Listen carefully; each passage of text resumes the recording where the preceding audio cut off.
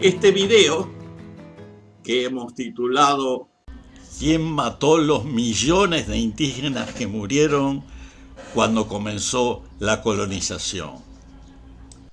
Trata de los episodios ocurridos durante el primer siglo de la invasión y ocupación europea del territorio americano.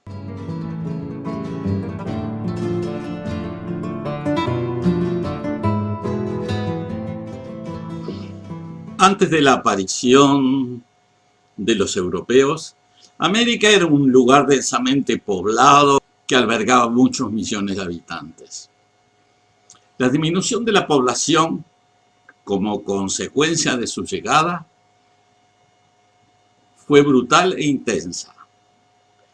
Densas comarcas quedaron despobladas en unos pocos años, pueblos enteros fueron eliminados para facilitar el control del territorio, cientos de miles de personas apresadas y transportadas a las zonas de plantaciones y minas para dedicarlas al trabajo forzado. A todo ello se agregó la aparición de enfermedades desconocidas en América.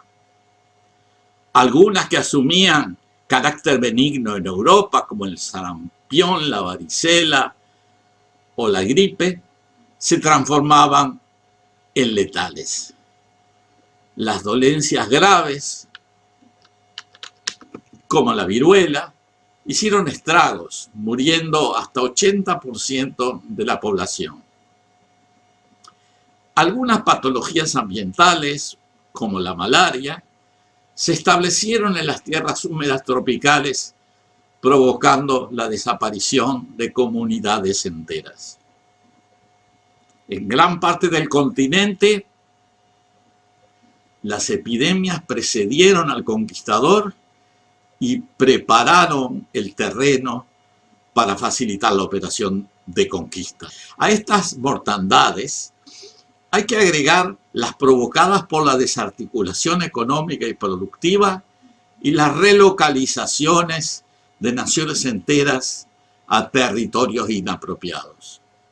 Debido a este panorama desolador y a la inexistencia de registros adecuados, resulta muy difícil establecer contabilidades retrospectivas precisas de las sociedades originales del continente.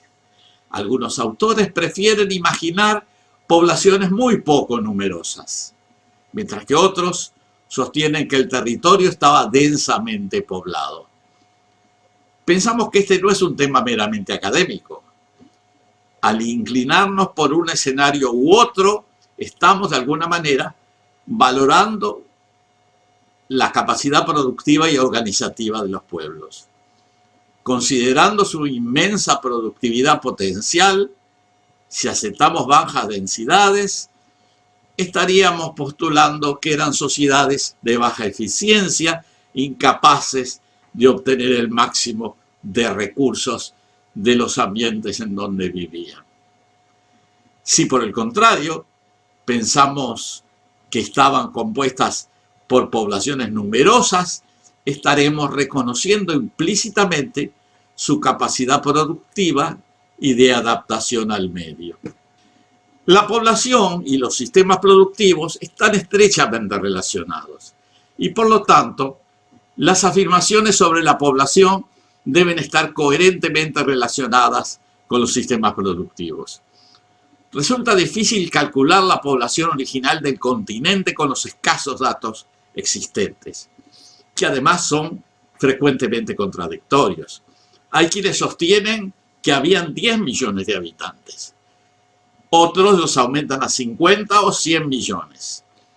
No existieron formas comparables de registrar cuantitativamente la población antes o después de la invasión.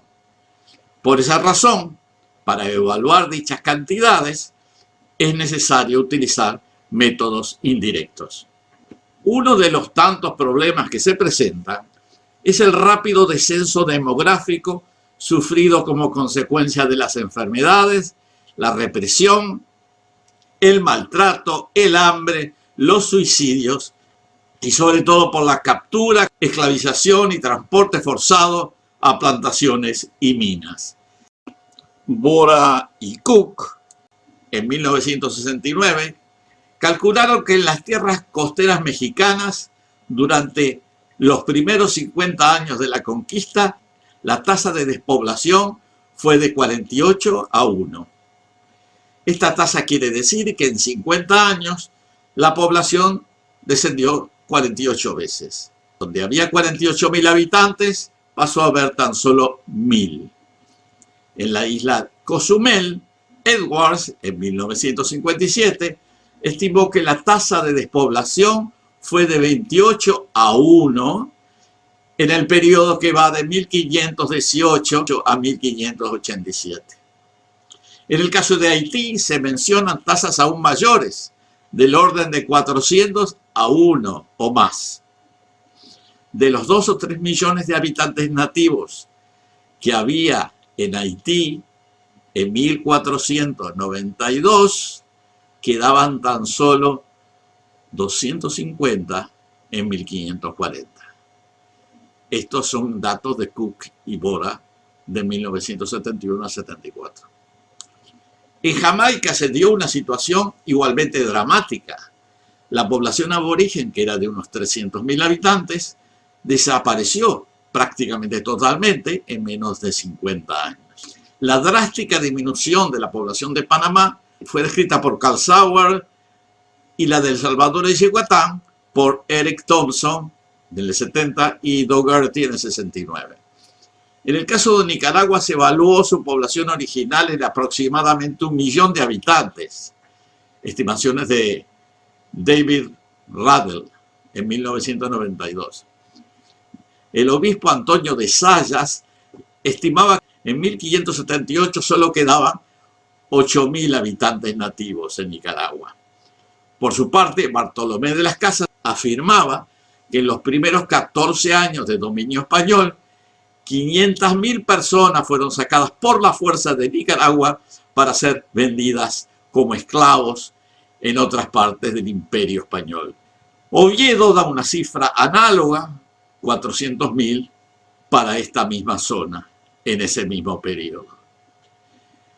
También con relación a Nicaragua, en una carta a la corona española, Herrera expresaba que de la población aborigen original, de 600.000 personas, no quedaban vivos más de 30.000 en 1544.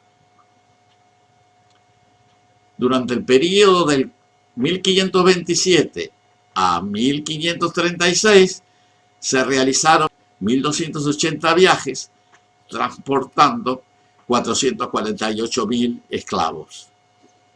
En el momento de mayor tráfico, en 1535, hubo 210 viajes registrados y una exportación, entre comillas, de 73.500 esclavos.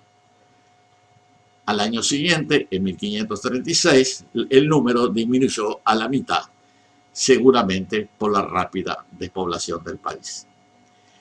En este video estamos presentando solamente los datos con relación al efecto de la colonización, de la conquista española, la conquista y colonización española en el Caribe, en las islas del Caribe y en América Central y México. La conquista y colonización portuguesa tuvo efectos similares que los iremos desarrollando en nuevos videos. El tema de la destrucción demográfica de las Américas, el tema del genocidio, es un tema central de la historia no solo de América, sino del mundo. No podemos obviarlo y hacernos los distraídos. Esta es principalmente la razón por la cual estoy hablando de esto en este video, en vez de dedicarme a otros temas. Creo que es muy importante que haya conciencia de qué fue lo que pasó en los orígenes de las sociedades criollas de América.